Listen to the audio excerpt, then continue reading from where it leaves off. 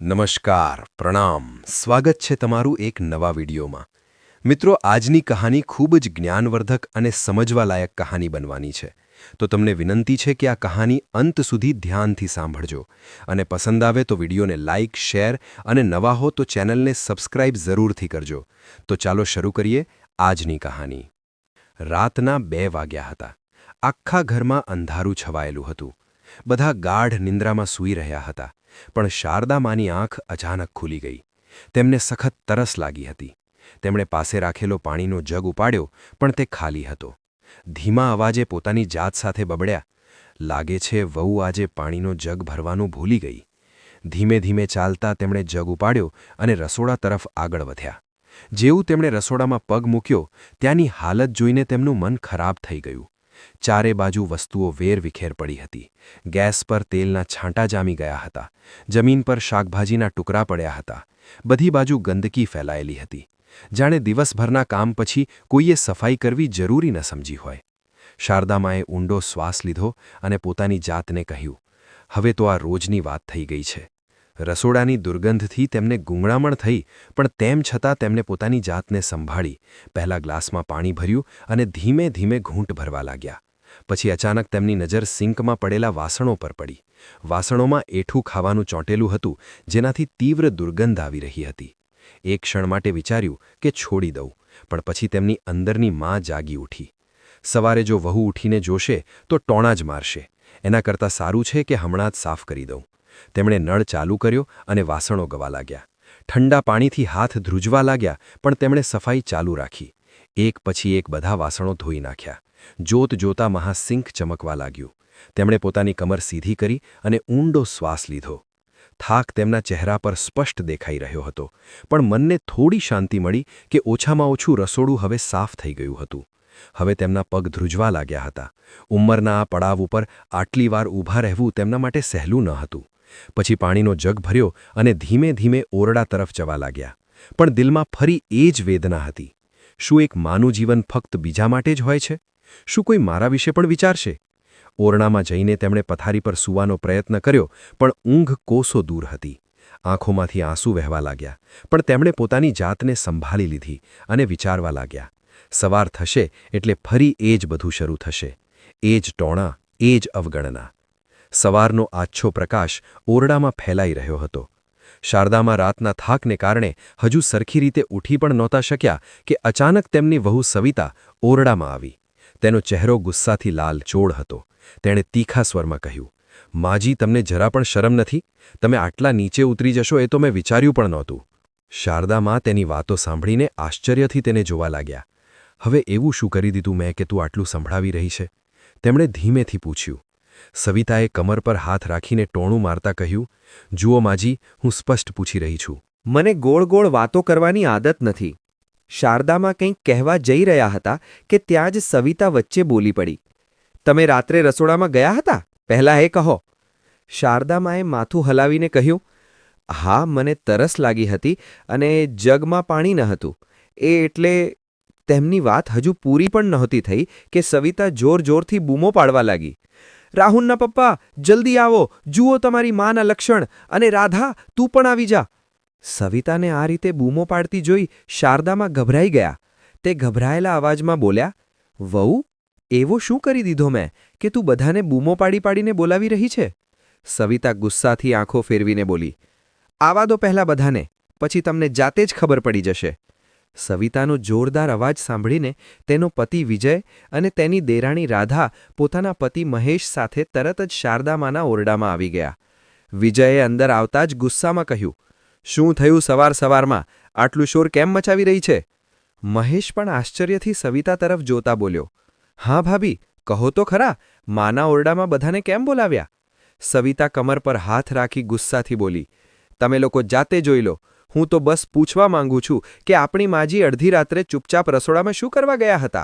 શારદામાં આ આરોપો સાંભળીને સ્તબ્ધ રહી ગયા। તેમણે સંયમિત અવાજમાં કહ્યું, હું ચૂપચાપ નહોતી ગઈ વહુ, મને તરસ લાગી હતી અને જગમાં પાણી ન હતું એટલે રસોડામાં પાણી લેવા ગઈ હતી।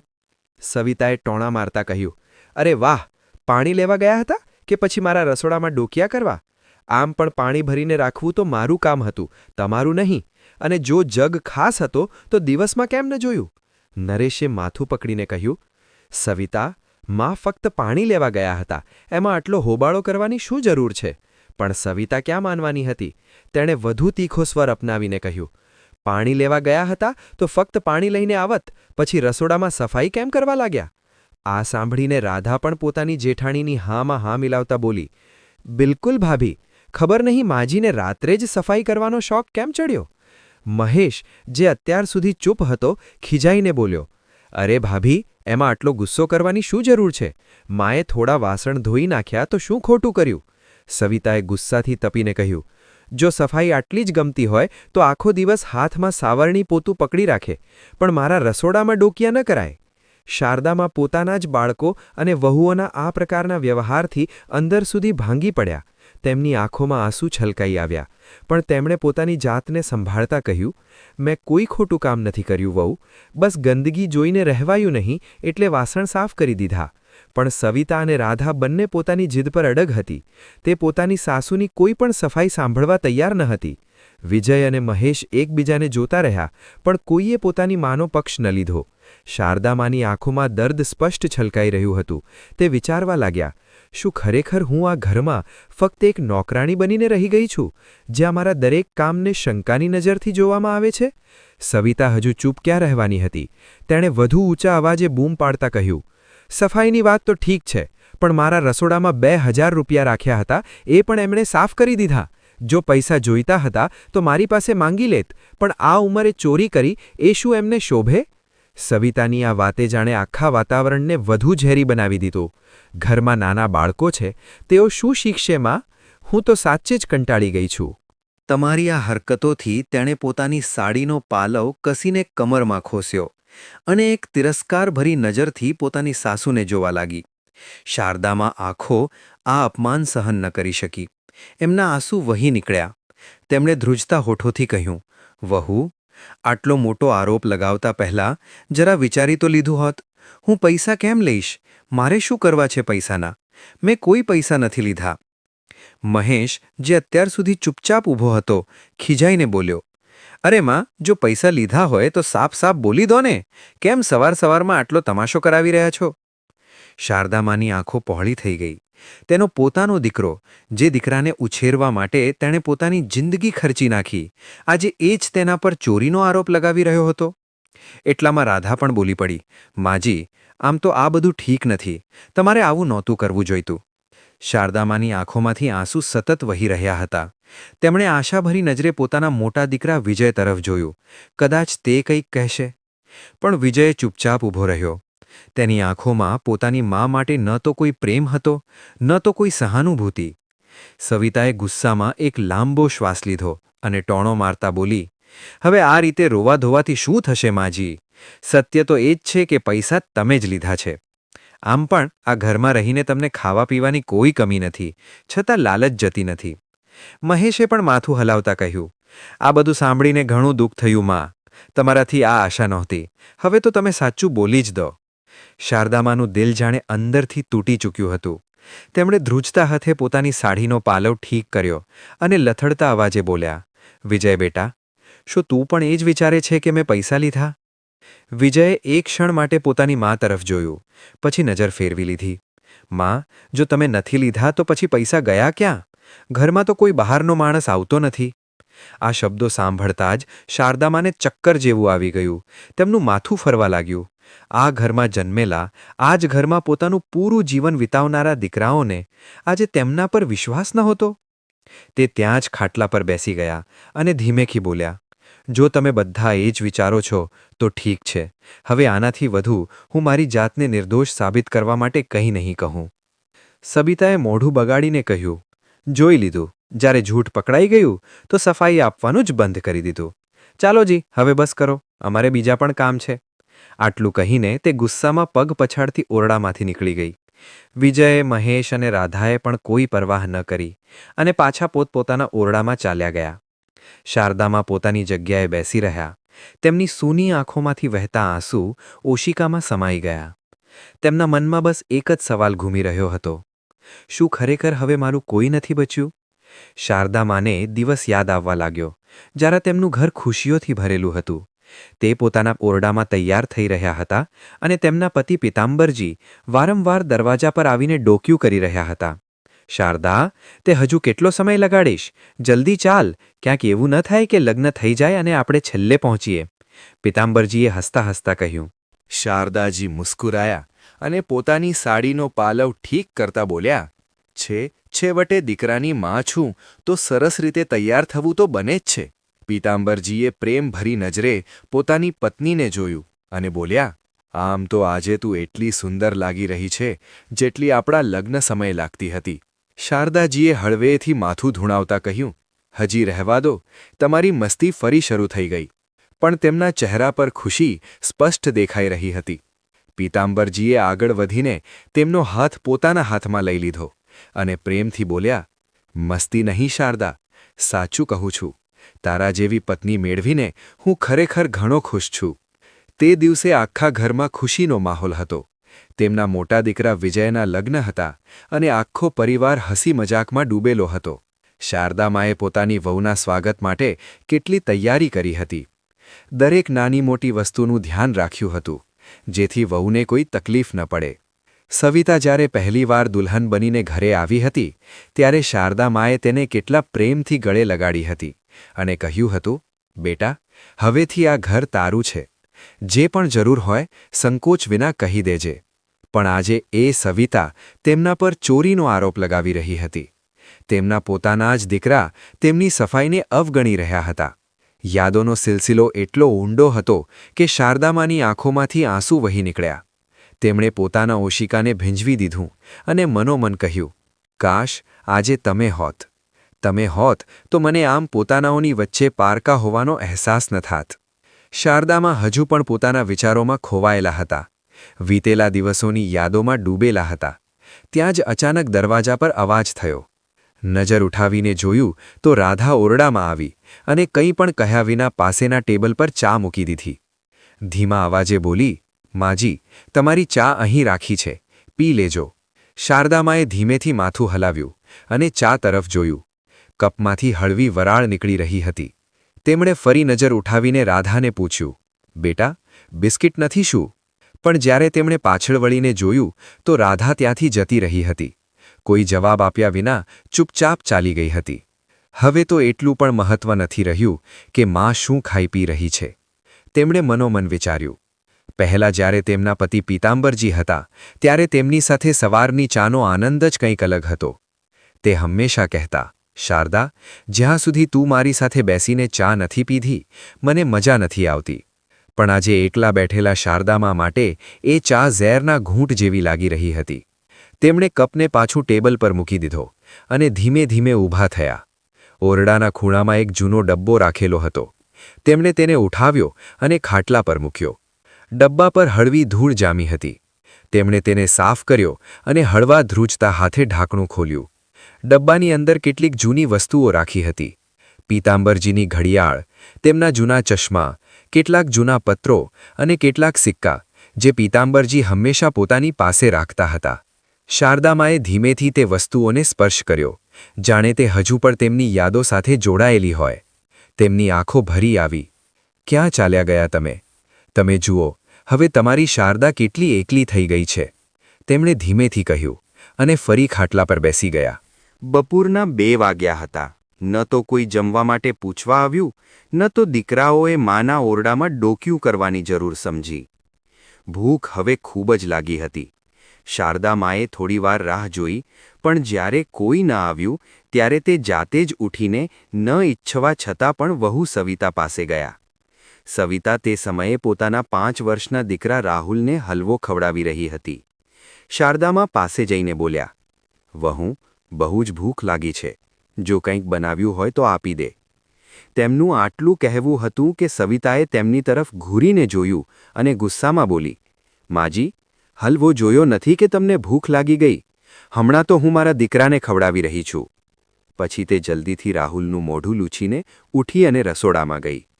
થોડીવાર પછી તે એક નાની વાટકીમાં થોડો હલવો લાવીને શારદામા તરફ આપતા ટોણા મારતા લહેકામાં બોલી, હા લો, ખાઈ લો, નહીંતર મારા દીકરાને નજર લાગી જશે. શારદા માએ ધીમેથી વાટકી લીધી અને કંઈ પણ કહ્યા વિના પોતાના ઓરડામાં પાછા આવી ગયા. વાટકીને ખાટલા પર રાખીને પોતે પણ બેસી ગયા. શારદા માએ પહેલો કોળિયો મોઢામાં મૂક્યો, પણ હલવાનો સ્વાદ તેમના ગળામાં અટકી ગયો. હલવો બળેલો હતો. આ બળતરા ફક્ત જીભ પર નહીં, પણ તેમના દિલમાં પણ અનુભવાઈ રહી હતી. પણ ભૂખ એટલી તીવ્ર હતી કે બળવાના સ્વાદ પણ તેમણે અવગણી દીધો. ધીમેથી નજર ઉઠાવી, ઓરડાની દિવાલોને જોઈ અને એક ઠંડો શ્વાસ લઈને પોતાની આંખો બંધ કરી દીધી. અને પછી સ્મૃતિઓનો એક પૂર ઉમટી પડ્યો. તેમણે પોતાના જીવનના એ જૂના દિવસોને યાદ કર્યા, જ્યારે તે પોતાના પતિ અને દીકરાઓ સાથે બેસીને પ્રેમથી હસતા ગાતા હલવો ખાતા હતા. ત્યારે તેમના હાથના બનેલા હલવાની સુગંધ આખા ઘરમાં ફેલાતી હતી. એ જ જૂનું આંગણ, હલવાની મીઠી સુગંધ, ચૂલાની ધીમી આંચ અને પીતાંબરજીનું હાસ્ય. અરે શારદા, આજે ફરી હલવો બનાવી રહી છે? રોજ રોજ હલવો ખવડાવીને આપણા દીકરાઓને બગાડી નાખીશ. પીતાંબરજીએ મુસ્કુરાતા કહ્યું. હજી દીકરાઓને ભાવે છે અને તમને પણ, તો પછી ફરિયાદ છે નહીં? શારદાજીએ હસતા હસતા જવાબ આપ્યો.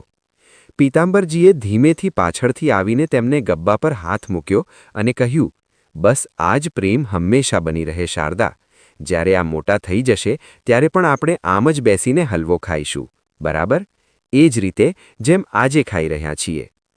પણ કોને ખબર હતી કે એ જ દીકરાઓ, જેમની પસંદગીનું ધ્યાન રાખીને તે દરરોજ હલવો બનાવતી હતી, આજે આટલા બદલાઈ જશે? અને કોને ખબર હતી કે એ જ દીકરાઓની વહુઓ, જે આ ઘરમાં વહુ બનીને આવી, એક દિવસ તેમને બળેલા હલવાની વાટકી પકડાવી દેશે? જે મા પોતાના બાળકો માટે રાતભર જાગતી હતી, જે તેમની પસંદ નાપસંદનું દરેક ક્ષણે ધ્યાન રાખતી હતી, જે તેમના વગર જમતી પણ ન હતી, આજે એ જ મા પોતાના બાળકો માટે બોજ બની ગઈ હતી. તેમણે વાટકી ખાટલા પર મૂકી અને બારીમાંથી બહાર જોવા લાગ્યા. આકાશમાં સૂરજ ચમકી રહ્યો હતો, પણ તેમની જિંદગીમાં હવે કોઈ રોશની બચી ન હતી. સાંજ થવા આવી હતી, પણ શારદા માએ સવારથી ફક્ત એ બળેલો હલવો ખાતો હતો. પેટમાં વિચિત્ર ગડબડ થઈ રહી હતી, કમજોરી લાગી રહી હતી. તેમણે આજુબાજુ જોયું, પણ ઘરમાં કોઈ ન હતું જે તેમને પૂછે કે તેમણે જમ્યું કે નહીં. વહુ દીકરા પોતપોતાના કામમાં વ્યસ્ત હતા. તે ધીમેથી ખાટલા પરથી ઉઠ્યા, કમર સીધી કરી અને દિવાલ પર લટકાવેલી પોતાની નાનીની કાપડની થેલી ઉતારી. તેમાં કેટલાક સિક્કા પડ્યા હતા, જે તેમણે ક્યારેક બચાવીને રાખ્યા હતા. પોતાની થેલીને મજબૂત રીતે પકડીને તે ઘરના દરવાજા તરફ આગળ વધ્યા. જેઓ દરવાજામાંથી બહાર નીકળવા લાગ્યા, ત્યાં જ વહુ સવિતાનો તીવ્ર અવાજ આવ્યો. માજી, ક્યાં જઈ રહ્યા છો તમે? શારદામાં અટકી ગયા. તેમણે ધીમેથી કહ્યું, બસ જરા બહાર સુધી જઈ રહી હતી. વહુ સવિતા ગુસ્સે થતા બોલી, શું જરૂર છે બહાર જવાની? ક્યાંક મોહલ્લામાં બેસીને પોતાની દયનીય કહાની સંભળાવવા તો નથી જઈ રહ્યા ને? શારદા માએ જ્યારે આ સાંભળ્યું તો દિલ અંદર સુધી ચીરાઈ ગયું. તેમણે ધીમેથી કહ્યું, નહીં વહુ, બસ થોડું ફરી આવીશ. સવિતાએ મોઢું બગાડતા કહ્યું, વધારે દૂર ન જતા, ઘરના કામ કોણ કરશે પછી? શારદામાં કંઈ ન બોલ્યા. તેમની આંખોમાં થોડા આંસુ જરૂર છલકાઈ આવ્યા હતા, પણ તેમણે પોતાના પાલવથી તેને લૂછી લીધા. ભારે પગલે તે દરવાજામાંથી બહાર નીકળ્યા. તેમની ચાલમાં હવે પહેલા જેવી તેજી ન હતી, પણ મનમાં એક જ વાત ચાલી રહી હતી, શું હવે એક માને 2 રોટલી પણ માંગવી પડશે? તેમણે પોતાની થેલીને મજબૂત રીતે પકડી અને પગ ઉપાડ્યા.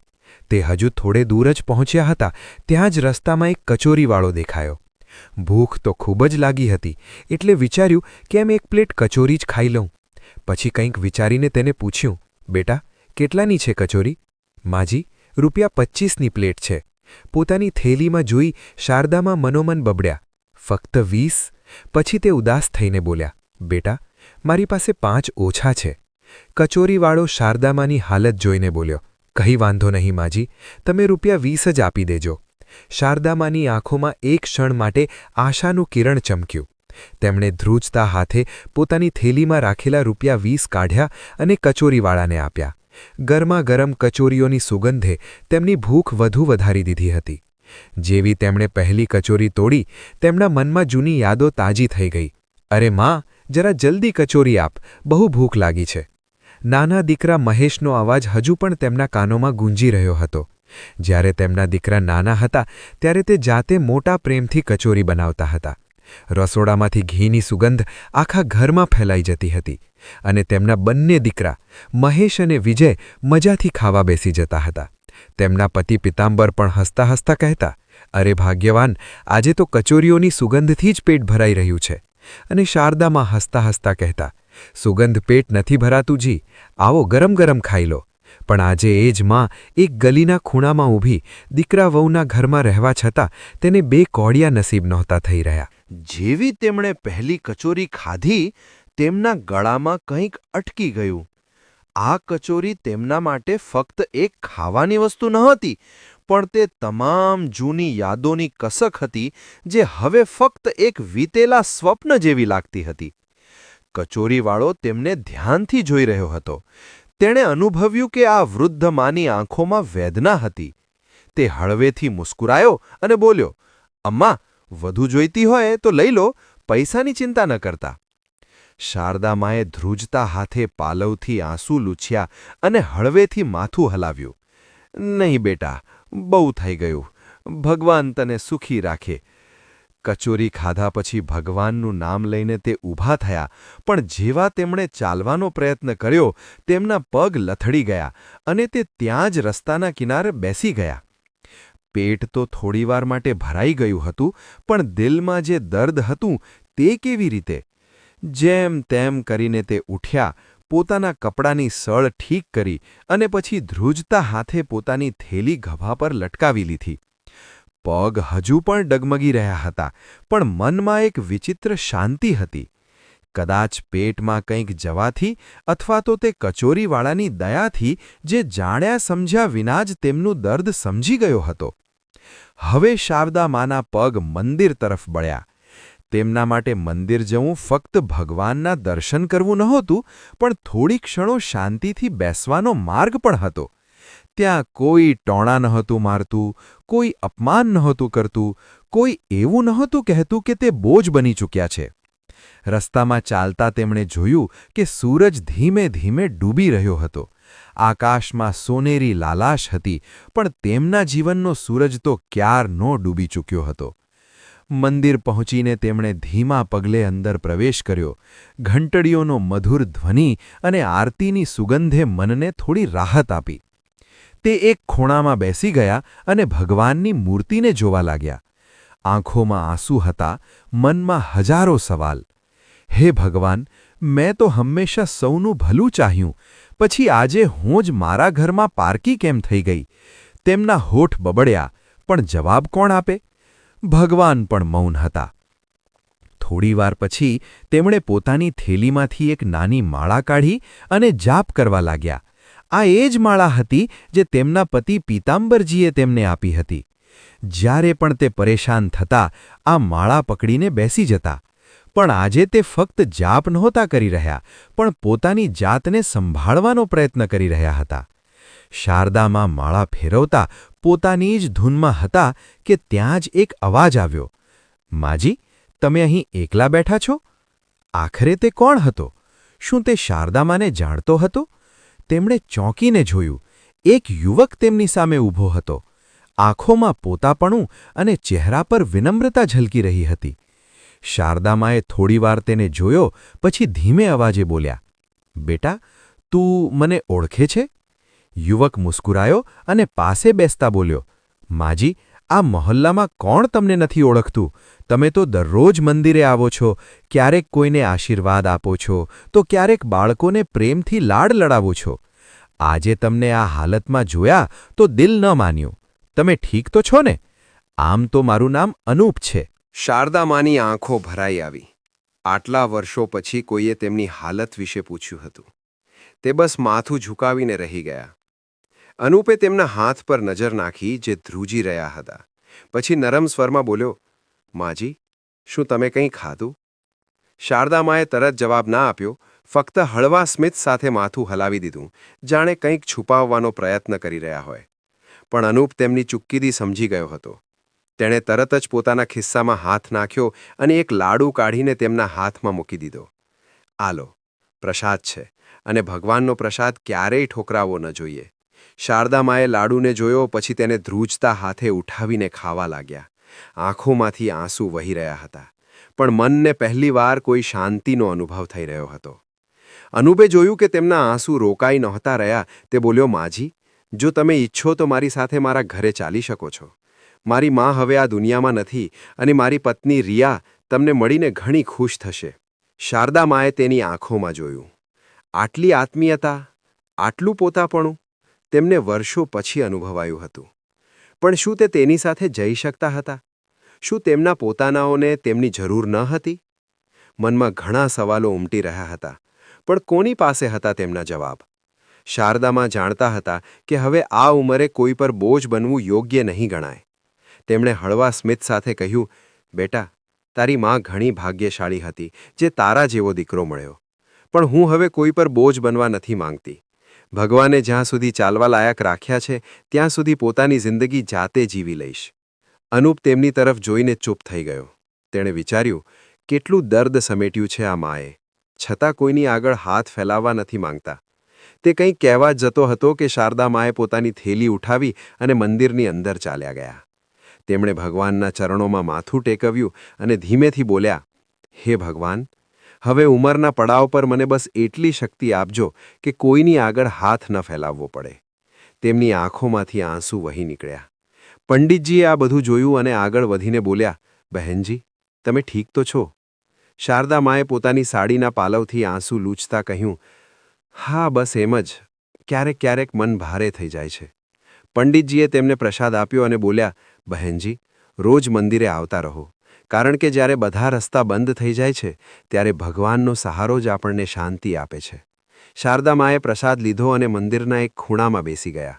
મંદિરમાં તેમને પોતાના જૂના દિવસો યાદ આવવા લાગ્યા, જ્યારે તેમના પતિ પીતાંબર તેમને પોતાની સાથે મંદિરે લઈ આવતા હતા અને પ્રેમથી બોલતા, શારદા, જ્યારે પણ એકલતા લાગે તો મંદિરે આવી જજે. હજુ તે આ બધું વિચારી જ રહ્યા હતા ત્યાં જ મંદિરમાં એક સ્ત્રી આવી જેણે તેમને જોયા અને ઓળખતા બોલી, અરે શારદા બહેન, તમે અહીં આ હાલતમાં? શારદામાએ માથું ઉઠાવ્યું અને જોયું, અહીં તેમની જૂની પાડોશણ મીના હતી, જે હવે ઘણા વર્ષો પછી તેમને મળી હતી. શારદામાએ મીનાજીને જોયા તો એક ક્ષણ માટે તેમના ચહેરા પર હળવું સ્મિત આવ્યું, પણ પછી તેમની આંખોમાં ઉદાસી પાછી ભરાઈ ગઈ. મીનાજીએ ધ્યાન આપ્યું કે શારદાજીની સાડી હળવી મેલી થઈ ગઈ હતી.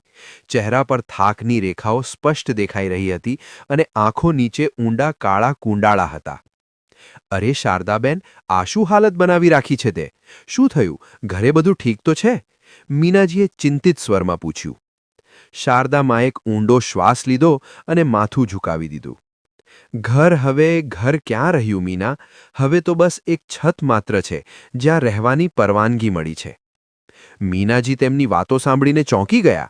શું કહી રહ્યા છે આ બધું? કેવી રીતે થયું? શારદાજીના ગળામાં કંઈક અટકવા લાગ્યું. તે ઘણું બધું કહેવા માંગતા હતા, પણ શબ્દો નીકળી નહોતા રહ્યા. થોડીવાર ચૂપ રહ્યા, પછી તેમણે ધીમેથી કહ્યું, હવે શું કહું મીના? જે દીકરાઓ માટે પોતાની આખી જિંદગી લગાવી દીધી એ જ હવે પારકા થઈ ગયા. વહુ ટોણા મારે છે, દીકરા ચૂપ રહે છે, જમવાનું પૂછનાર કોઈ નથી. હવે તો પોતાના જ ઘરમાં પારકી છું. મીનાજીને વિશ્વાસ ન થયો. અરે, તારા તો બંને દીકરા કેટલા સંસ્કારી હતા, તે તારી આટલી સેવા કરતા હતા, પછી અચાનક આ બધું કેવી રીતે બદલાઈ ગયું? શારદામાની આંખોમાં આંસુ વહી નીકળ્યા. અચાનક તો કંઈ પણ નથી બદલાયું મીના. એમના ગયા પછી ધીમે ધીમે દીકરા વહુઓની વાતો સાંભળવા લાગ્યા. પછી માની જરૂર ઓછી થતી ગઈ અને એક દિવસ અહેસાસ થયો કે હવે હું બસ એક બોજ છું. મીનાજીની આંખોમાં પણ આંસુ આવી ગયા. બહેન, મેં તો વિચાર્યું હતું કે હવે તારા દીકરા તારી સેવા કરી રહ્યા હશે, તને આરામ આપી રહ્યા હશે, પણ આ બધું સાંભળીને ઘણું દુઃખ થયું. શારદામાં હળવા સ્મિત સાથે બોલ્યા, હવે તો બસ ભગવાન જ છે જે મને સહારો આપે છે. જ્યારે મન ઘણું ભારે થઈ જાય છે ત્યારે અહીં આવી જાઉં છું. ભગવાનના ઘરમાં ઓછામાં ઓછું કોઈ ટોણા તો નથી મારતું. મીનાજીએ તેમનો હાથ પકડી લીધો. જો તને ક્યારેય મારી જરૂર હોય તો સંકોચ વિના આવી જજે. શારદાબેન, મારું ઘર હંમેશા તારા માટે ખુલ્લું છે. શારદામાએ માથું હલાવ્યું, પણ મનોમન જાણતા હતા કે હવે કોઈના ઘરે જઈને રહેવું પણ તેમના માટે શક્ય ન હતું. તે બોજ બનવા નહોતા માંગતા. થોડીવાર પછી મીનાજીએ તેમને જબરદસ્તી થોડા ફળ અને કેટલાક રૂપિયા આપ્યા, પણ શારદામાએ રૂપિયા લેવાની ના પાડી દીધી. નહીં મીના, હવે વધુ કોઈ પર નિર્ભર રહેવા નથી માંગતી. જેટલું છે એમાં જ ઠીક છું. મીનાજીએ તેમની જીદ જોઈ અને જબરદસ્તી તેમના હાથમાં ફળ મૂકી દીધા. આ તો પ્રસાદ સમજીને રાખી લે શારદાબહેન. શારદામાની આંખો ભીની થઈ ગઈ. તે કંઈ ન બોલ્યા, બસ ધીમેથી માથું ઝુકાવી દીધું. હવે રાત થવા લાગી હતી. શારદામાએ વિચાર્યું કે હવે ઘરે પાછા જવું જોઈએ, પણ મનમાં એક વિચિત્ર ગભરાહટ હતો. ત્યાં જવાનું મન નહોતું થતું, પણ બીજું કોઈ ઠેકાણું પણ ન હતું. ભારે પગલે તે મંદિરની સીડીઓથી નીચે ઉતરવા લાગ્યા. શારદામાં જ્યારે ભારે પગલે ઘરે પહોંચ્યા તો દરવાજા પર જ ચોંકી ગયા. તેમના ઓરડામાંથી જોર-જોરથી અવાજો આવી રહ્યા હતા. જેવા તેમણે ઓરડા તરફ પગ ઉપાડ્યા, અંદરનું દૃશ્ય જોઈને તેમની આંખો ફાટી જ રહી ગઈ. દોસ્તો, વાર્તા હવે એક અત્યંત સંવેદનશીલ મોડ પર આવી ગઈ છે. શારદામાની તકલીફો વધી રહી છે, પણ સવાલ એ છે કે શું તેમના દીકરાઓ વિજય અને મહેશ તેમનો સાથ આપશે, કે પછી તેમની પત્નીઓ સવિતા અને રાધા તેમને ઘરમાંથી કાઢવાના ષડયંત્રમાં સફળ થશે, કે પછી વાર્તામાં કોઈ એવો વળાંક આવવાનો છે જેની કોઈએ કલ્પના પણ નહીં કરી હોય. શક્ય છે કે કોઈ એવું સત્ય સામે આવે જે બધું બદલી નાખે. શું તમને લાગે છે દીકરાઓની આંખો ખુલશે, કે પછી શારદામાને પોતાનું અસ્તિત્વ બચાવવા માટે જાતે જ કોઈ પગલું ઉઠાવવું પડશે? આ બધા સવાલોના જવાબ જાણવા માટે જોડાયેલા રહો અમારી સાથે. આગળ આપણે જોયું કે શારદામાને તેમની વહુઓ સવિતા અને રાધાએ કેવી રીતે હેરાન કર્યા. તેમણે ચોરીનો ખોટો આરોપ લગાવીને તેમને અપમાનિત કર્યા અને પછી ઘરમાં એક પારકાની જેમ વ્યવહાર કર્યો. જમવાનું પણ બરાબર ન આપ્યું, જેના કારણે તેમને ભૂખ્યા સૂવું પડ્યું. અને જ્યારે શારદામાં મંદિરે ગયા ત્યારે કેવી રીતે તેમને ત્યાં અનૂપ અને મીનાજી મળ્યા, પરંતુ જ્યારે તેઓ પાછા ઘરે ફર્યા અને પોતાના ઓરડાને જોયો તો તેમની આંખો ફાટી જ રહી ગઈ. આખરે આવું શું હતું તે ઓરડામાં?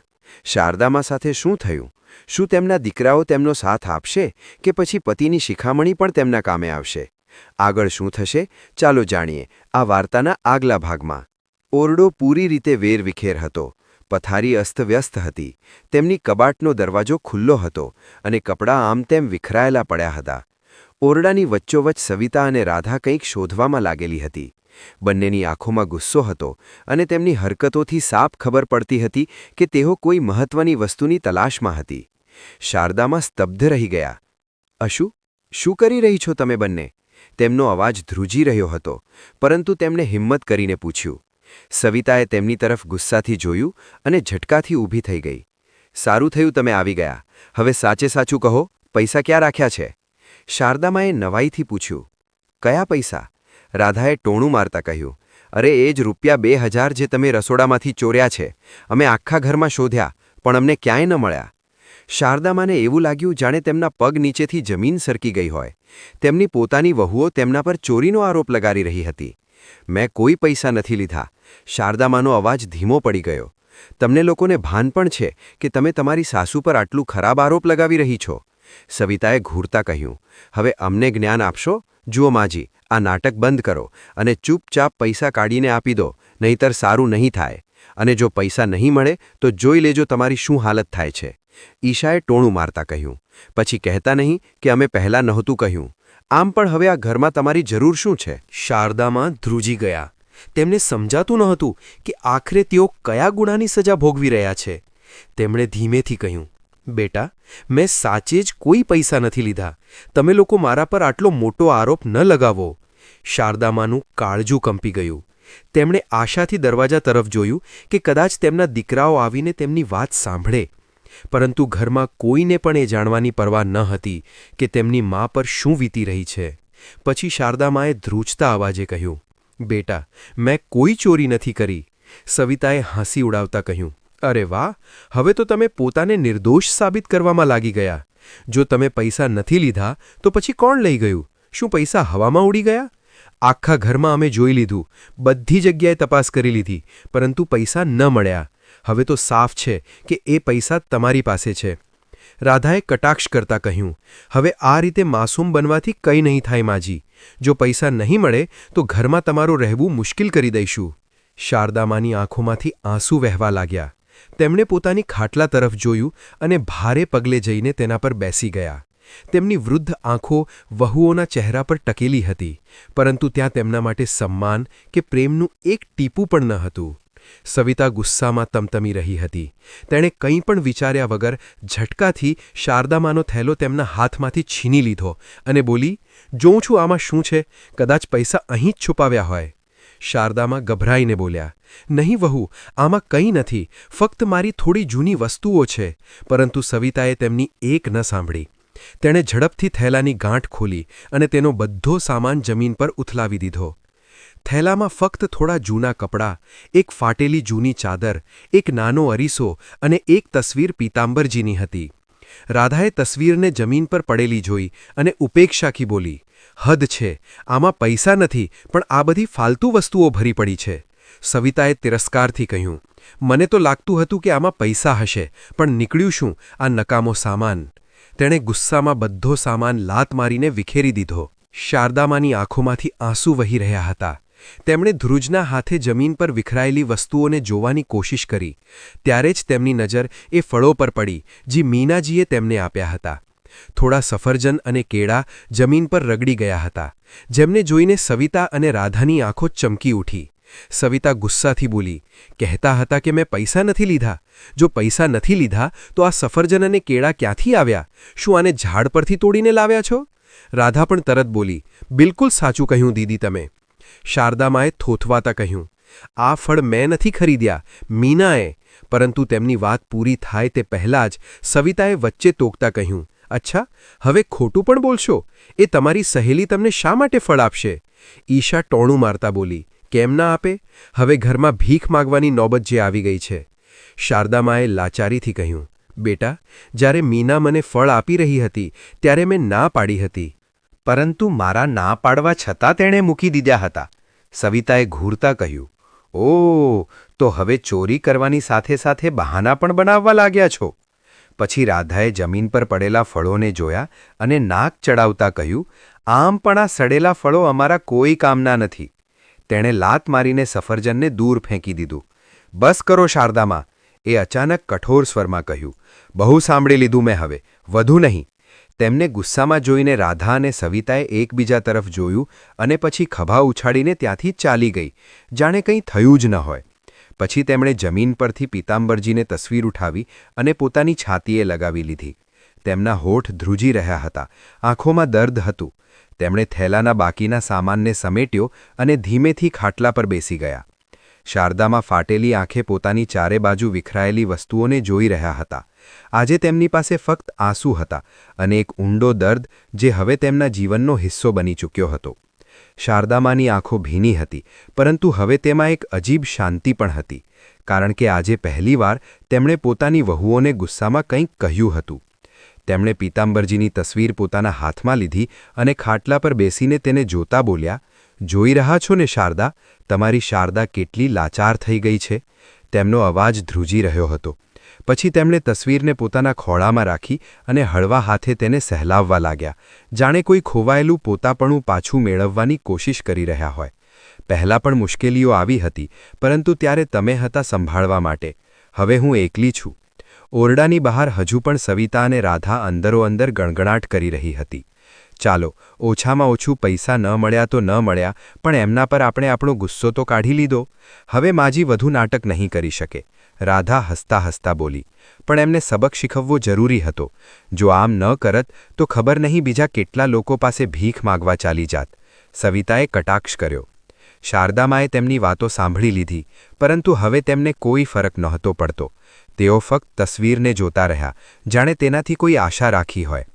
મેં ક્યારે વિચાર્યું પણ ન હતું કે એક દિવસ પોતાના જ ઘરમાં હું પારકી બની જઈશ. આંસુ તેમની આંખોમાંથી ખરીને તસવીરના કાચ પર ફેલાઈ ગયા. તેમણે જલ્દીથી પાલવથી તેમને લૂંછા અને તસવીરને ધીમેથી કબાટમાં મૂકી દીધી. પછી પોતાને સંભાળતા પથારી પર સૂઈ ગયા. સાંજનો અંધકાર ધીરે ધીરે ઓરડામાં ઘેલાવા લાગ્યો હતો. જમનામાનું મન હવે કોઈ બીજી જ દિશામાં ભટકી રહ્યું હતું. હવે વધુ નહીં, મારે કંઈક કરવું પડશે. હું આમ ન રહી શકું. તેમણે મનોમન એક નિર્ણય કર્યો. પણ આખરે શું નિર્ણય કર્યો?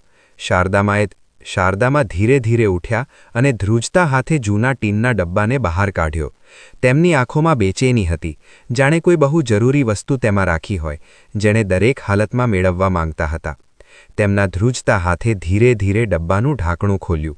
અંદર થોડા જૂના કાગળો, થોડા સિક્કા અને એક માળા રાખેલી હતી, પરંતુ શારદામાની નજરો કોઈ બીજી વસ્તુને શોધી રહી હતી. તેમણે ડબ્બામાં હાથ નાખ્યો અને વસ્તુઓને આમ તેમ કરવા લાગ્યા.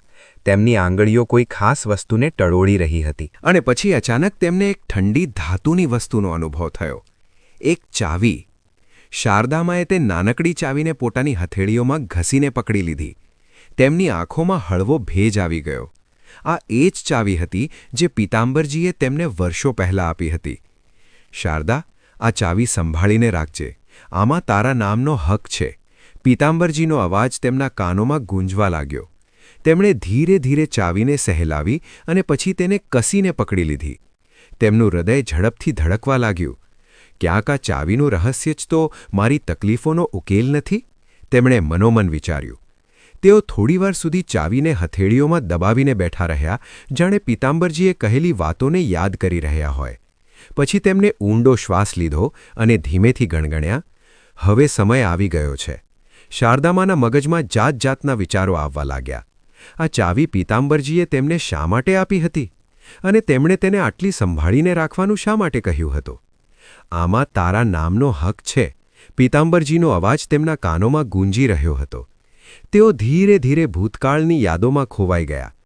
પીતાંબરજી હંમેશા કહેતા હતા કે તેઓ પોતાના બાળકોને બહુ પ્રેમ કરે છે, પરંતુ શારદામાને એક ખાસ શિખામણ આપીને ગયા હતા. જો શારદા, માણસનો સ્વભાવ સમય સાથે બદલાઈ શકે છે. જે આજે આપણને માથે બેસાડે છે, કાલે એ જ પારકા પણ બનાવી શકે છે, પરંતુ તારો હક કોઈ છીનવી ન શકે. જો ક્યારેક સમય બદલાય અને તને લાગે કે કોઈ તારું અપમાન કરી રહ્યું છે, તો આ ચાવીનો ઉપયોગ કરજે. શારદામાની આંખોમાં આંસુ આવી ગયા. તો શું પીતાંબરજીએ પહેલેથી જ બધું જોઈ લીધું હતું? શું તેમને ખબર હતી કે એક દિવસ તેમના પોતાના જ દીકરા વહુ તેમની સાથે આવું કરશે? તેમણે ધ્રુજતા હાથે ચાવીને વધુ કસીને પકડી લીધી.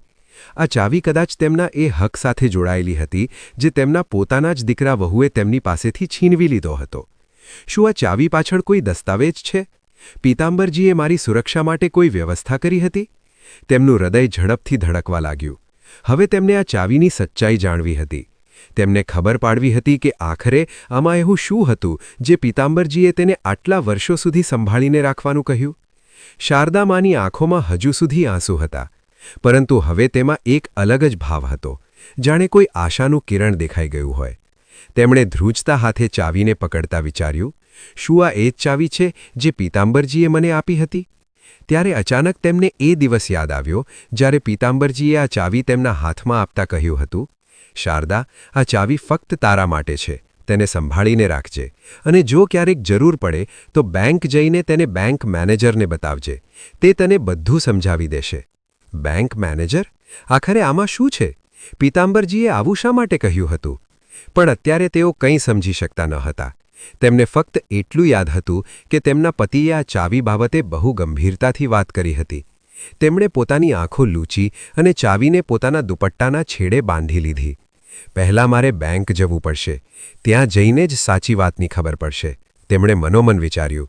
પણ હજુ કોઈને આ ચાવી વિશે ખબર ન પડવી જોઈએ. તેમણે જલ્દીથી ડબ્બાને પાછો પોતાની કબાટમાં મૂક્યો અને જાણે કંઈ થયું જ ન હોય તેમ જઈને પોતાની ખાટલા પર બેસી ગયા. રાત ઘેરી બની ચૂકી હતી. આખા ઘરમાં સન્નાટો છવાયેલો હતો, પરંતુ શારદામાના પેટમાં ઉઠતી ભૂખની હલચલ આ સન્નાટાને તોડી રહી હતી. દિવસભરના થાક અને ભૂખ છતાં વહુ સવિતાએ એકવાર પણ ન પૂછ્યું કે શારદામાને હવે આની આદત પડી ચૂકી હતી, પરંતુ આજે તેમને ભૂખ કંઈક વધુ જ લાગી રહી હતી. ખાટલા પર સૂતા તેમણે ઘણીવાર પડખા બદલ્યા, પણ ઊંઘ આંખોથી ગાઉં દૂર હતી. પેટમાં દુખાવો જેવું થવા લાગ્યું હતું, પણ તેઓ જાણતા હતા કે હવે આ ઘરમાં તેમને કોઈએ પૂછવા નહીં આવે કે તેમણે જમ્યું કે નહીં. હવે તો બસ સવાર થવાની રાહ છે, તેમણે પોતાની જાતને કહ્યું અને ઊંડો શ્વાસ ભરીને આંખો બંધ કરી લીધી. પરંતુ આ સમયે તેમના મનમાં બસ એક જ વાત ચાલી રહી હતી. સવારે થતાં જ બેંક જઈને જોવું પડશે કે આ ચાવીનું રહસ્ય શું છે. થોડી જ વારમાં થાકથી તેમની આંખો ભારે થવા લાગી અને આખરે ભૂખથી તડફડતા હોવા છતાં તેઓ ક્યારે ઊંઘના ખોળામાં સરી પડ્યા તેમને પોતાને પણ ખબર ન પડી. સવારનું પહેલું કિરણ બારીમાંથી ડોકાઈ રહ્યું હતું, પરંતુ શારદામાની આંખો પહેલેથી જ ખુલી ચૂકી હતી. કદાચ ભૂખને કારણે અથવા કદાચ અગણિત સવાલોને કારણે જે રાતભર તેમના મનમાં ઉમટતા રહ્યા. તેમણે ધીરે ધીરે પોતાના થાકેલા શરીરને ઉઠાવ્યું અને ખાટલા પરથી નીચે ઉતર્યા. ઓરડામાં નજર દોડાવી. ગઈકાલ રાતનો જ વિખરાયેલો સામાન હજુ પણ તેમનો તેમ પડ્યો હતો, પરંતુ હવે આ બધાથી તેમને કોઈ ફરક નહોતો પડતો. તેમના મનમાં બસ એક જ વાત હતી: આજે બેંક જઈને આ ચાવીનું સત્ય જાણવું છે. તેમણે જલ્દીથી ચાવીને પોતાની સાડીના પાલવમાં બાંધી લીધી અને પોતાનો જૂનો થેલો ગભે લટકાવ્યો.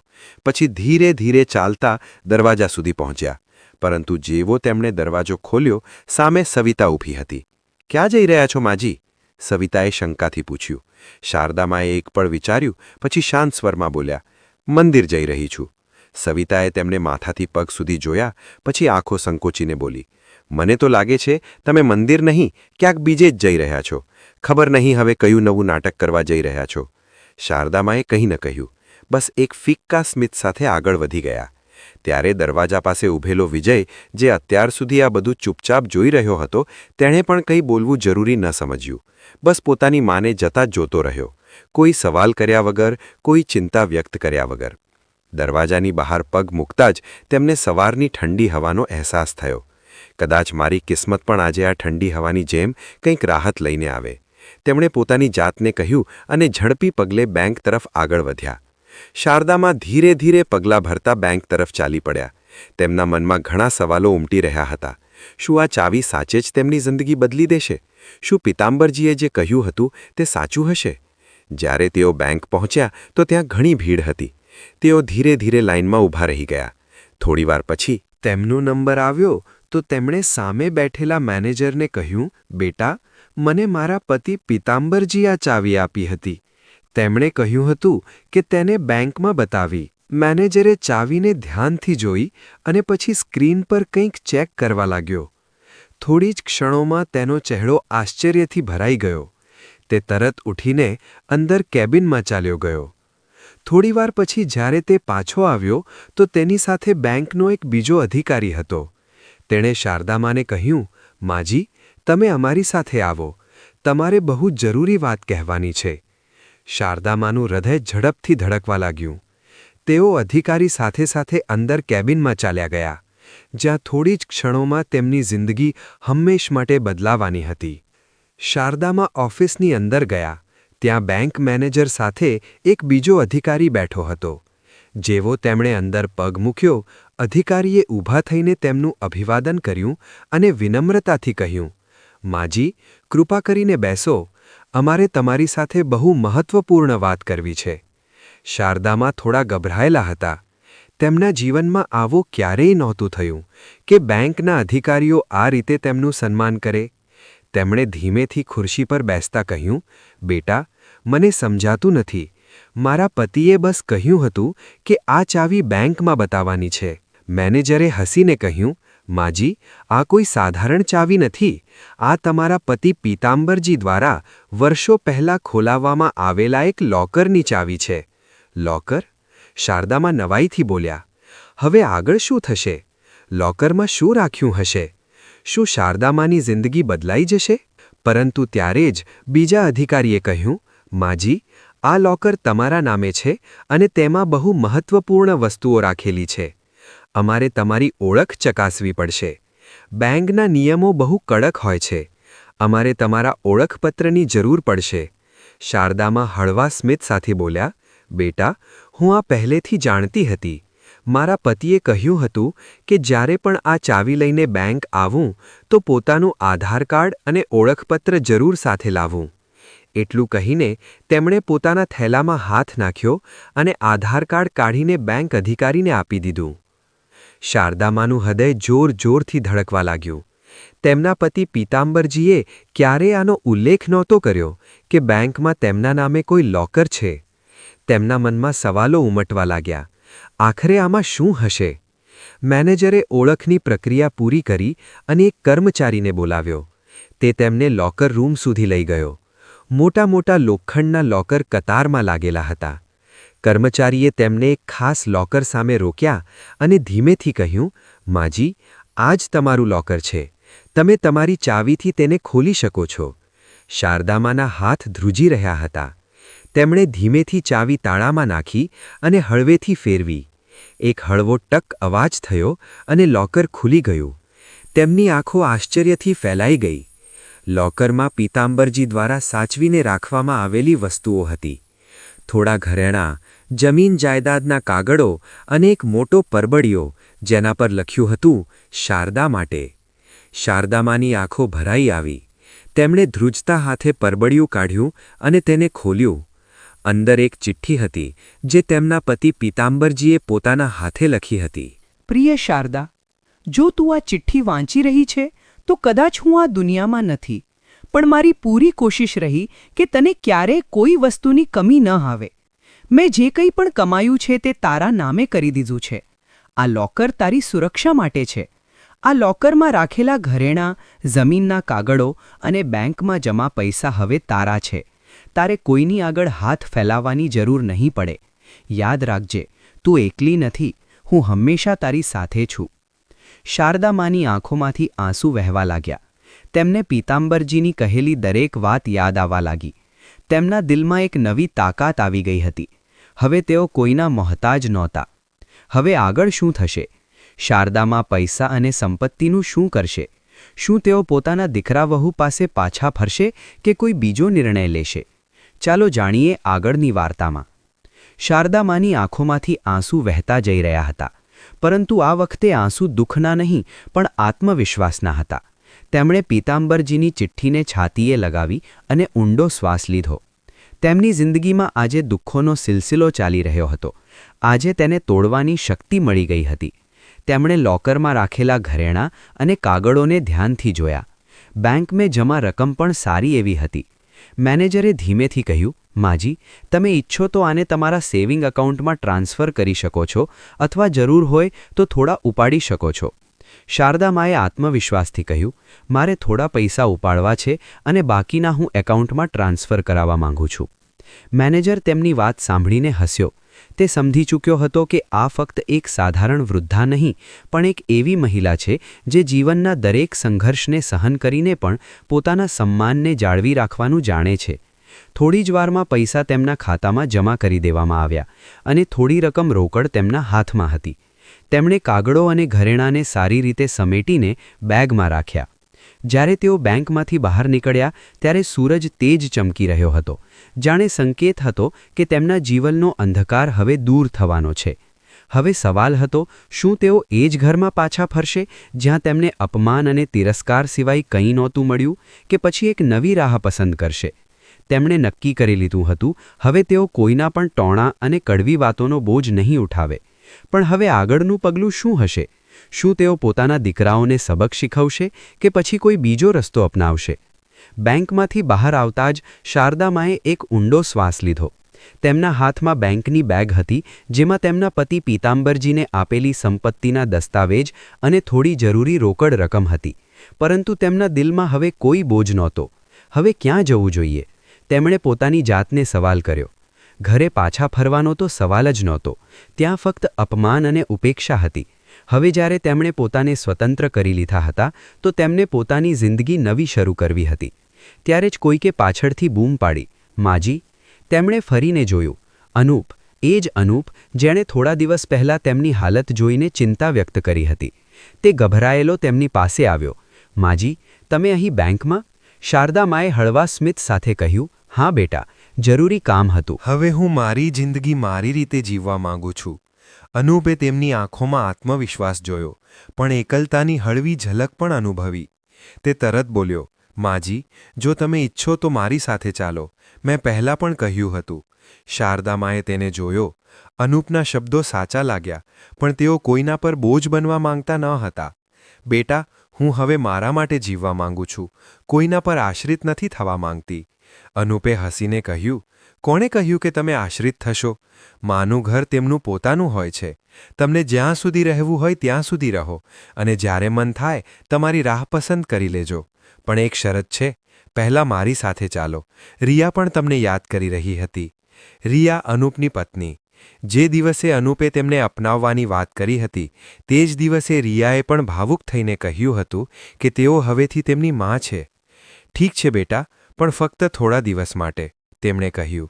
જ્યારે અનૂપ અને શારદામાં ઘરે પહોંચ્યા ત્યારે દરવાજા પર જ રિયા ઊભી હતી. હાથમાં પૂજાની થાળી લઈને તેણે તરત જ તેમનું સ્વાગત કર્યું અને પ્રેમથી કહ્યું, માં, હવે વધુ ચિંતાની કોઈ જરૂર નથી. હવે તમે અમારી સાથે છો. ઘરમાં પ્રવેશતા જ તેમને એક અલગ જ શાંતિનો અનુભવ થયો. ક્યાંય કોઈ ટોણા ન હતા, કોઈ ઉપેક્ષા ન હતી. ડિનર ટેબલ પર રિયાએ પોતે પોતાના હાથે તેમના માટે ભોજન પીરસ્યું. માં, મેં તમારી પસંદની તુવેરની દાળ અને પૂરી બનાવી છે. તમને ભાવે છે ને? શારદામાની આંખો ભીની થઈ ગઈ. બેટા, મને શું ભાવે છે એ જાણનાર કોઈ બહુ વહેલા ચાલ્યું ગયું હતું. રિયાએ હસીને કહ્યું, હવે આ ઘર તમારું પણ છે માં. રાત્રે પોતાના ઓરડામાં બેઠેલા શારદામાએ બેંકની ફાઇલ ફરીથી ખોલી. તેમની પાસે હવે એક નવી જ જિંદગી હતી, પણ તેઓ તેને ફક્ત પોતાના માટે જીવવા માંગતા ન હતા. અનૂપ અને રિયા સામે તેમણે પોતાનો નિર્ણય સંભળાવ્યો. હું હવે આ સંપત્તિનો ઉપયોગ એ લોકો માટે કરવા માંગુ છું જે મારી જેમ બેઘર થઈ ગયા છે. હું એક આશ્રયગૃહ ખોલીશ જ્યાં વૃદ્ધોને સન્માન સાથે રહેવાનો અધિકાર મળશે. અનૂપ અને રિયા ગર્વથી તેમની તરફ જોઈ રહ્યા હતા. માં, આ તો અદ્ભુત વિચાર છે, અનૂપે કહ્યું. શારદામાએ એક લાંબો શ્વાસ લીધો. હવે હું ફક્ત જીવતી નહીં રહું, હું બીજાઓ માટે પણ જીવીશ. પણ તે પહેલાં મારે થોડો જરૂરી નિર્ણય લેવાનો છે. આખરે શું હતો શારદામાનો નિર્ણય? શારદામાએ ઊંડો શ્વાસ લીધો અને કહ્યું, હવે હું એ ઘરમાં જઈશ. પછી અચાનક ચૂપ થઈ ગયા. ઓરડામાં સન્નાટો છવાઈ ગયો. અનૂપ અને રિયા તેમની આંખોમાં ઝલકતા ભાવોને વાંચવાની કોશિશ કરી રહ્યા હતા. શારદામાએ પોતાના આંસુઓને રોકતા દ્રઢ સ્વરે કહ્યું, બેટા, તું બસ મને કાલે કોઈ સારા વકીલ પાસે લઈ જજે. શારદામાની આંખોમાં હવે કોઈ ડર ન હતો. હવે તેઓ એક નવી સવાર માટે તૈયાર હતા. એક એવી સવાર જે તેમના આત્મસન્માન અને અધિકારોની નવી વાર્તા લખશે. સાંજ થઈ ચૂકી હતી, પણ શારદામાનો કોઈ પત્તો ન હતો. વિજય, સવિતા, મહેશ અને રાધા હવે બેચેન થવા લાગ્યા હતા. માં હજુ સુધી નથી આવ્યા? આ શું વાત થઈ? સવિતાએ ચિંતા અને ચીડિયા સ્વરમાં કહ્યું. મહેશે પણ સહમતિમાં માથું હલાવ્યું. હા ભાભી, સવારે મંદિર જવાનું કહીને ગયા હતા, પણ હવે તો રાત થવા આવી છે. વિજય, જે અત્યાર સુધી ચૂપચાપ બેઠો હતો, ગંભીર અવાજમાં બોલ્યો, ક્યાંક કંઈ થઈ તો નથી ગયું ને? સવિતાએ આંખો ફેરવતા કહ્યું, અરે છોડો, એવી કોઈ વાત નથી. કદાચ કોઈ સહેલીને મળવા ગયા હોય અથવા આપણાથી નારાજ થઈને ક્યાંક બેઠા હોય. રાધા, જે અત્યાર સુધી ચૂપ હતી, ધીમેથી બોલી, પણ માં આવું ક્યારેય ન કરતા. ભલે ગમે તેટલું મોડું થાય, તેવું કહ્યા વગર ઘરે રોકાતા ન હતા. ક્યાંક સાચી જ કંઈક ખોટું તો નથી થઈ ગયું ને? અત્યાર સુધી જે લોકોને શારદામાની હાજરીથી ફરક નહોતો પડતો, તે જ હવે બેચેનીથી દરવાજા તરફ જોઈ રહ્યા હતા. આખી રાત જ્યારે શારદામાં ઘરે ન આવ્યા ત્યારે વિજય અને મહેશને ચિંતા થવા લાગી. સવાર થતાં જ બંને પોતાની આસપાસ પૂછપરછ કરવા લાગ્યા, પણ કોઈને પણ શારદામાં વિશે કોઈ જાણકારી ન હતી. તેમની કોઈ સહેલી પણ એવી ન હતી જેના ત્યાં તેઓ આખી રાત રોકાય. હવે વાતાવરણમાં ગભરાહટ વધવા લાગ્યો હતો.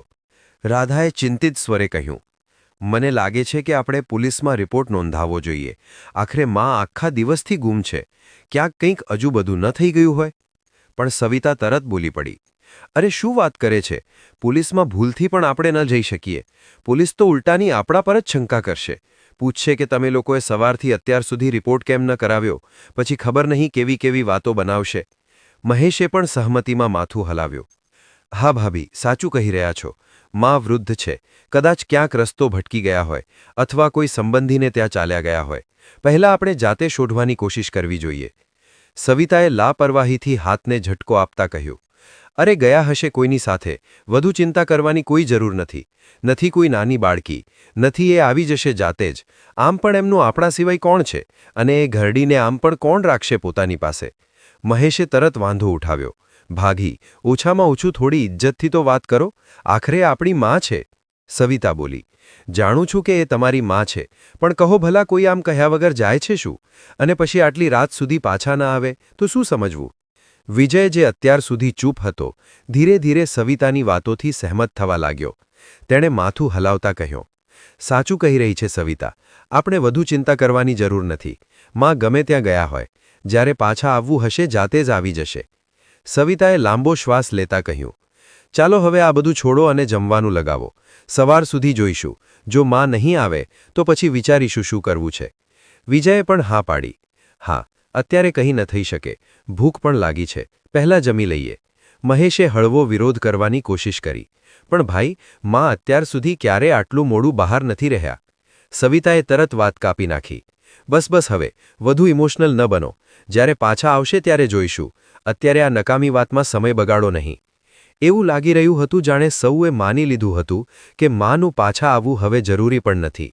શારદામાં આજે આરામથી સૂઈ રહ્યા હતા. આટલા દિવસ પછી તેમણે ભરપેટ ભોજન જે ખાધું હતું, તેમના ચહેરા પર એક શાંતિ હતી, જે કદાચ ઘણા સમય પછી આવી હતી. સવાર થઈ તો રિયા તેમની પાસે આવીને પ્રેમથી બોલી, માં, સવાર થઈ ગઈ છે. તમે હાથમાં ધોઈ લો. હું તમારા માટે નાસ્તો લઈ આવું છું. શારદામાં ધીરે ધીરે ઉઠ્યા અને રિયા તરફ જોઈને હળવું સ્મિત આપ્યું. તેમને એવું લાગી રહ્યું હતું જાણે કોઈ પોતાનું તેમના માટે વિચારી રહ્યું હોય, તેમની પરવા કરી રહ્યું હોય. તેઓ પથારીમાંથી ઉઠ્યા અને વોશરૂમમાં જઈને હાથો ધોવા લાગ્યા. બહાર આવ્યા તો જોયું કે ટેબલ પર ગરમાગરમ પરાઠા, દહીં અને ચા રાખેલી હતી. રિયા પ્રેમથી બોલી, માં, બેસો. આજે હું પોતે મારા હાથે તમને ખવડાવીશ. શારદાની આંખોમાં ભીનાશ આવી ગઈ.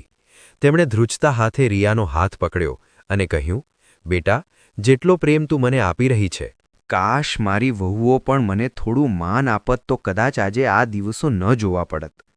રિયાએ ઝૂકીને તેમના પગ સ્પર્શ કર્યા અને બોલી, માં, જે થયું તેને ભૂલી જાઓ.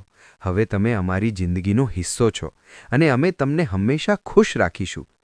શારદામાએ માથે હાથ ફેરવ્યો અને પહેલીવાર દિલથી હસ્યા. પણ તેમના મનમાં એક દ્રઢ નિશ્ચય હતો. હવે તેમને પોતાના હક માટે ઊભા રહેવું હતું. નાસ્તો કર્યા પછી શારદામાએ રિયા અને અનૂપને જોયા અને બોલ્યા, બેટા, હવે મારે મારા હક માટે ઊભા રહેવું છે. આજે મને કોઈ સારા વકીલ પાસે લઈ ચલો. અનૂપે હસીને કહ્યું, માં, મેં પહેલેથી જ એક વકીલ સાથે વાત કરી લીધી છે. તેઓ બહુ સારા અને અનુભવી છે. આપણે હમણાં જ તેમની પાસે જઈએ છીએ. શારદામાએ માથું હલાવ્યું અને પોતાનો દુપટ્ટો સરખો કર્યો. તેમના ચહેરા પર હવે પહેલા જેવી લાચારી ન હતી, પણ આત્મવિશ્વાસ સળગી રહ્યો હતો. અનૂપે ગાડી કાઢી અને બંને વકીલની ઓફિસ તરફ ચાલી નીકળ્યા.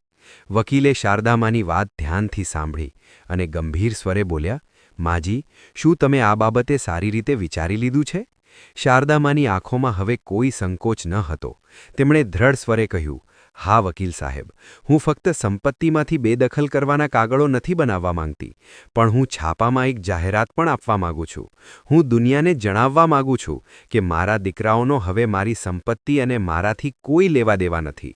હું તેમને મારી જાયદાદમાંથી બેદખલ કરી રહી છું અને આજ પછી તેમનો મારાથી કોઈ સંબંધ નહીં રહે. અનૂપ તેમની વાત સાંભળીને સ્તબ્ધ રહી ગયો. તેણે તરત કહ્યું, માં, તમે આટલા મોટું પગલું શું તમે સમજાઈ જવું ઈચ્છો છો? શારદામાની આંખોમાં આંસુ હતા, પણ તે કમજોરીના નહીં પણ હિંમતના આંસુ હતા.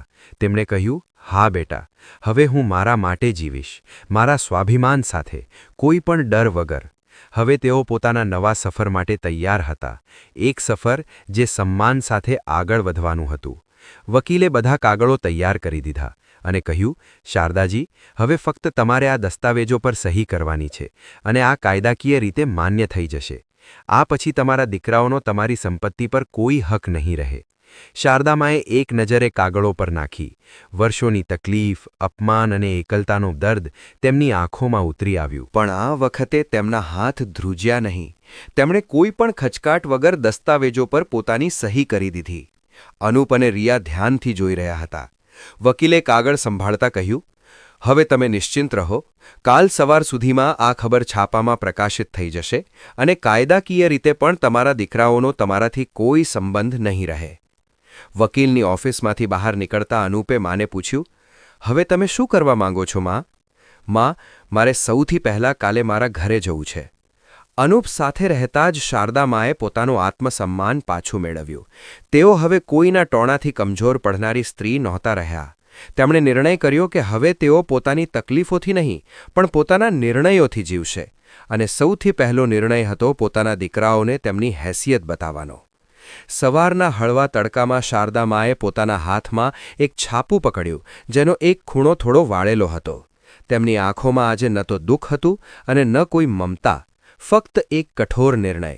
તેઓ અનુપ સાથે પોતાની એ જ કોઠી સામે ઊભા હતા. તેમણે ઊંડો શ્વાસ લીધો અને પછી દરવાજા પર જોરથી ટકોરા માર્યા. દરવાજો ખુલ્યો તો સામે સવિતા અને રાધા ઊભી હતી.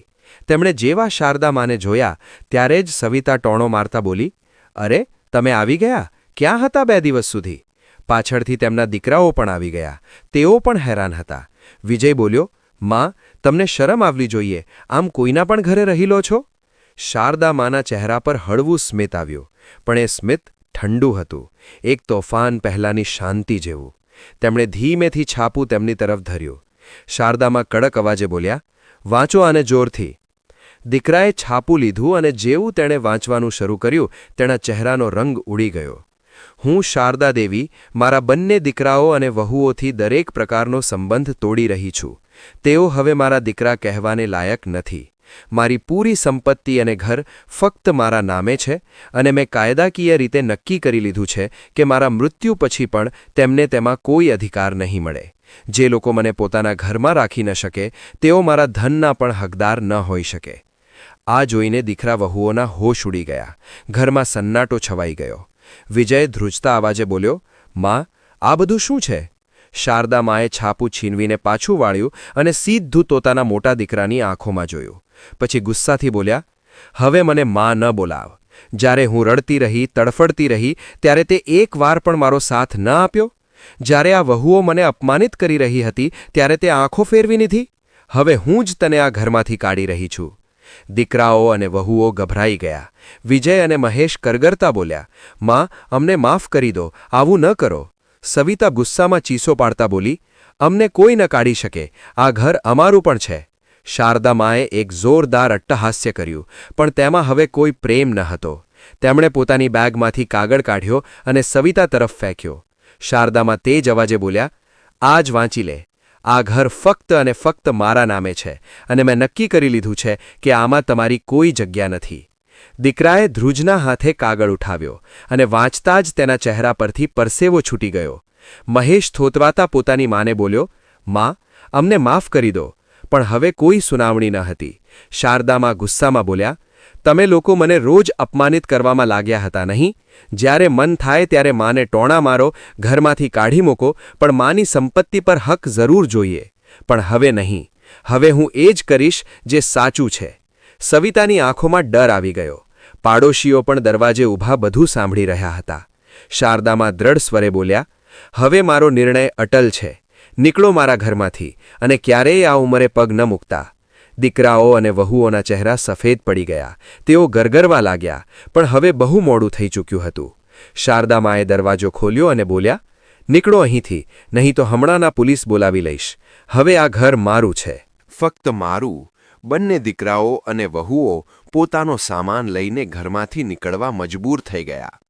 શારદામાં હવે આખા ઘરમાં એકલા હતા. જલ્દી જ તેમણે પોતાના ઘરમાં જ એક આશ્રમ ખોલી લીધો, જ્યાં દરેક વૃદ્ધ વ્યક્તિને ભરપેટ ભોજન અને સન્માન મળી શકે. આશ્રમ ચલાવવામાં અનુપ અને રિયા તેમનો પૂરો સાથ આપવા લાગ્યા. હવે તેઓ શાંતિથી રહેવા લાગ્યા. તેમના દીકરાઓ અને વહુઓને તેમના ખરાબ કર્મોનું ફળ મળ્યું અને હવે તેઓ ઠેર ઠેર ભટકી રહ્યા હતા. દોસ્તો, સંસ્કાર અને સન્માનથી મોટી કોઈ સંપત્તિ નથી હોતી. માં ફક્ત જન્મ નથી આપતી, પણ સંતાનને પોતાની મમતા અને ત્યાગથી સિંચે છે. પણ જ્યારે એ જ સંતાન માને બોજ સમજવા લાગે, તિરસ્કાર કરવા લાગે, તો તેને એ ન ભૂલવું જોઈએ કે સમય ક્યારે એકસરખો નથી રહેતો.